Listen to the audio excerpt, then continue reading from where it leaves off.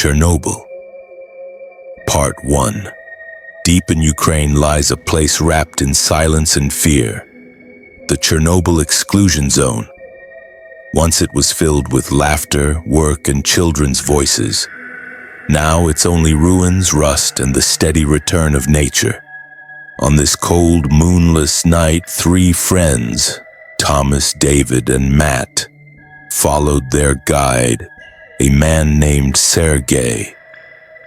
As the van rolled to a stop near the first checkpoint, Sergei killed the headlights. The forest around them was dark and heavy, the wind brushing the treetops like distant whispers. Sergei leaned closer and spoke quietly. From now on, stay silent. Sound carries far here, and whatever happens, stay close to me. What looks safe might kill you. The friends exchanged nervous glances. They wanted adventure, not fear. But Sergei's tone left no room for jokes. David whispered, trying to sound confident. Come on, it's just empty buildings and trees. What's the worst that could happen? Sergei didn't answer. His eyes shifted toward the black woods as if he expected something to step out of them. They entered Pripyat under cover of night. Every step crunched against cracked asphalt, swallowed by moss and weeds. Tower blocks loomed like giant tombstones, their empty windows like hollow watching eyes. After nearly an hour, Sergei stopped at a building. A kindergarten. The air smelled of mold, paint peeled off the walls. Broken toys and dolls without eyes scattered across the floor. In one corner, a wooden rocking horse moved gently back and forth, though no one touched it. Matt muttered, trying to sound casual, but his voice trembled. This place, it doesn't feel abandoned. It feels alive. Sergei raised his flashlight. Faded children's drawings clung to the walls. Houses, suns, smiling faces, but in the dim beam they looked twisted, their crayon smiles like grimaces. Thomas laughed, too loud, trying to shake off the tension. That's exactly why we came, right? So later we can brag we walked the dead streets of Pripyat? The sound of his laughter echoed down the halls, multiplying until it came back like a dozen voices laughing along with him. Sergei froze and whipped his head around. His face turned pale as he hissed sharply. Quiet, never laugh here, never. The warning silenced them, and then from the second floor above something dropped with a dull thud. The sound of a wooden block hitting the floor. The group froze. David's eyes widened as he whispered. Tell me you heard that? Sergei slowly raised his hand, commanding silence. His voice dropped to an icy whisper. We need to leave. Now. They stood frozen in the kindergarten hallway, holding their breath. From somewhere above came another sound, the faint creak of floorboards, as if someone was walking slowly through the empty rooms. Matt recoiled toward the door and whispered, Someone's up there. I told you, this place is alive. Sergei held the flashlight low, refusing to shine it toward the stairs. His face was tense like a hunter who sensed something moving in the dark. He spoke quietly, barely moving his lips. Don't look upstairs, just follow me. Quietly. Thomas frowned, forcing a smirk. What if it's just, I don't know, some squatter? A homeless guy? Sergei's eyes went cold, his voice leaving no doubt. That's not a person. Those words hit them harder than the silence. Their last trace of bravery crumbled. They turned toward the exit, trying to move without a sound. Yet the feeling grew stronger. Something on the upper floor was watching them.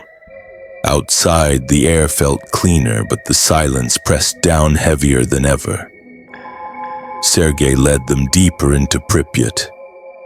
The towers loomed overhead, choked with trees like skeletal crosses against the night sky. David whispered, unable to hold it back. What was that? You saw it, didn't you? Sergei didn't slow his pace. His voice was low, grim. I saw, but you don't want to know. If you know, you'll never leave this place. The word sent a chill straight through their bones. No one dared to joke again. After several blocks, they reached the abandoned amusement park. The Ferris wheel, the icon of dead Pripyat, rose in the darkness. Its metal chairs groaned faintly in the wind. Thomas looked up and forced a shaky grin. Well, here it is. The famous ride. Anyone up for a spin? His words echoed across the square, and then the wheel shuddered, at first barely moving, then rocking more noticeably. The chairs swayed as if something inside them had started the ride again. Matt screamed, his voice cracking. It's moving. Do you see that? The wheel wasn't turning fully, but certain cabins jerked violently as though unseen hands were rocking them. David cursed under his breath. No, I'm done. I'm out of here. I didn't sign up for this shit. Sergei spun around, his voice like a whip crack. Silence. They feel fear. The more you fear, the closer they come. Then from one of the cabins above came the faint sound of a child's laugh. High-pitched, playful. But in this empty city, it sounded like a scream. The friends froze in terror. The laughter continued as if invisible children were riding high above them. Sergei's voice was sharp, almost a command. Step away, slowly, don't look up. They backed away, eyes fixed on the ground. But Thomas couldn't resist. He glanced upward.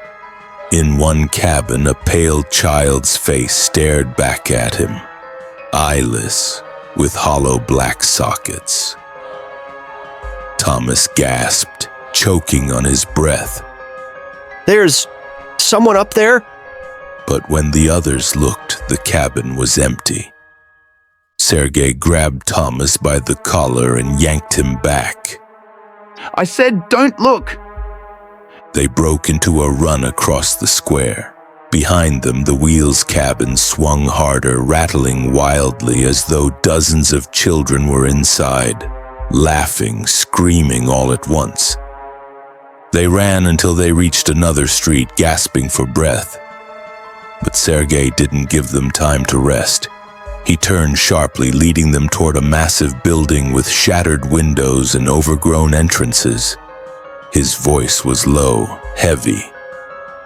This is the old hospital. We can't linger here, but there's no other way. Inside is a passage to the other side of the city. The word hospital cut through their minds like a cold knife. A place once meant to heal now stood only as stone and rot. Inside, the air reeked of mold and rust. Wires dangled from the ceiling. Rusted gurneys lined the walls. On the floor lay stained, yellowed lab coats, brittle with age. As they moved deeper, a sound filled the corridor. At first faint, metal dragging across concrete. Then louder, closer. Matt clutched David's arm, his voice breaking. There's someone here. I'm not going any further. Sergei stopped, his eyes flashing in the beam of the flashlight. If you stop, you'll stay here forever. David shoved Matt forward, almost dragging him. Move. Just move. They passed open wards. Rows of beds stood covered in dust, some topped with gas masks.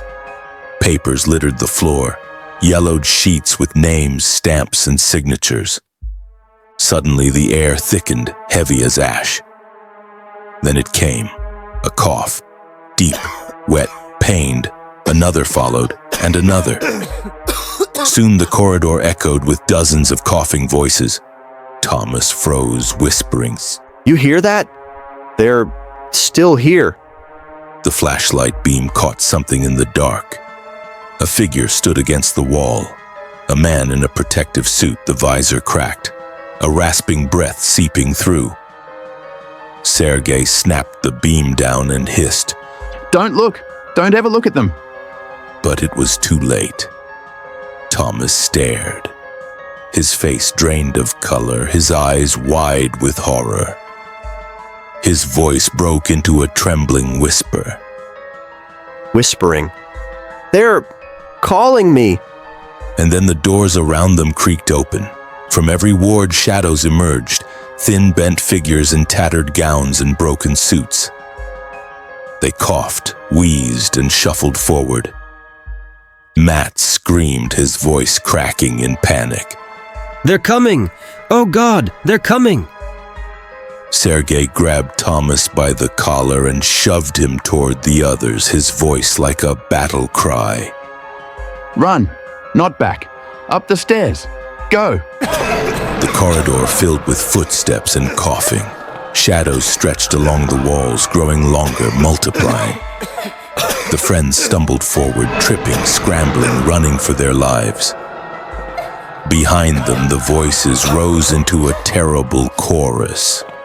Whispers, groans, and laughter twisting together into a sound that froze the blood. They sprinted through the hospital corridor, but the darkness behind them was alive. From every ward, more figures staggered out. Lights overhead flickered on, not white but red, as if fire burned inside the bulbs. Shadows stretched along the walls, long and twisted. The air grew foul. Burned rubber, iodine, and something worse. A sweet, rotten tang that made their stomachs turn. Matt gagged and covered his mouth, but the stench clung to his lungs. He coughed, and at once the hall echoed with dozens of coughs copying him. Matt screamed, nearly sobbing. They're repeating me! God, they're mocking me! Sergei shoved him forward, dragging him along. A door banged open to the side. The flashlight beam swept across the floor and froze. A gas mask lay there, but inside where the rubber should have been empty was a face. Shriveled, leathery skin stretched tight over bone, empty eyes, a mouth locked open in a silent scream. David reeled back, his voice shaking. Jesus, they died here? Suddenly, a pale hand jutted out from a crack in the wall, seizing his jacket with iron strength. The fingers were thin like wires, but impossibly strong. David shouted in terror. It's got me, it's got me. Sergei spun, smashing the hand with his flashlight. The crack of bone echoed down the corridor. The hand slipped back into the wall, gone as if it never existed. But black streaks remained on the wall like burn marks. Thick tar-like fluid seeped from them, dripping to the floor. Each drop hissed and smoked, eating into the concrete. Thomas's voice broke, trembling. These aren't people. They've rotted into something else. Behind them, every ward door burst open. More figures spilled out. Their bodies were ruined. Skin sloughed in patches, mouths dripping with black ooze, eyes nothing but holes streaming the same burning fluid. They coughed, but now the coughs were metallic, grating. Each barefoot step left black, sizzling prints on the floor. The corridor filled with stench and moans. Matt clamped his hands over his ears, shrieking. Make them stop! I can't take it anymore! Sergei yanked him back by the hair, his voice like ice. Want to stay with them? Then shut up and run! They tore up the stairs, the darkness thundering behind them. Hundreds of footsteps pounded in unison. The walls shook. The voices merged into one awful chorus, whispers, groans, and insane laughter. And then, all at once, the voices spoke in unison. One word, clear, terrifying. Stay. And in that moment, the flashlight sputtered and went out. When the flashlight died, the corridor collapsed into pitch black. Not ordinary darkness, but thick, suffocating, as if the air itself had weight. Within it, something massive stirred. Sergei struck a match. The small flame showed only inches, but it was enough. The hospital walls seemed to change. Paint peeling away to reveal gray flesh-like concrete, streaked with black slime. Old bandages dangled from the ceiling. Yellowed and frayed, they swayed as if invisible bodies hung there. Some knots looked disturbingly like nooses. Matt gasped, choking on the air. I can't breathe. The air is rotting. The smell grew heavier, not just mold and iodine. Now there was the sweet metallic taste of blood, thick and cloying. Then it came, a sound in the dark, nails dragging slowly across metal. At first faint, then closer, then louder. Sergei shoved them through a side door. A stairwell led down, the steps slick with brown stains. The basement stank of damp earth. On the walls, chalk drawings, houses, suns, stick figures. But all the faces had been scratched out, black circles where eyes should be. Thomas whispered, voice shaking. Children, they drew this while they were dying? Toys littered the floor. As they passed, one of them twitched. A teddy bear lifted its head and a child's laugh crackled through the air, distorted like an old tape recorder. Matt screamed, but Sergei clamped a hand over his mouth. Don't react, whispering. They're not toys. They're playing with you. More toys appeared. Dolls lined the walls, their heads tilted, eyeless sockets staring straight at them. Some began to tremble, joints creaking as if trying to stand. From the far end of the basement came a metallic clang, then another, then dozens multiplying into a deafening thunder like iron beds being struck in unison. Sergei's voice ripped through the noise. Run, now! They bolted down the narrow hall. The walls pulsed, narrowing, oozing black sludge that dripped onto their shoulders, burning their skin. At the end, they burst into a huge room, the morgue. Rows of metal tables stretched before them, on each lay a body.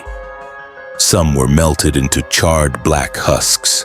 Others were flayed, skin peeling back to reveal teeth and bone.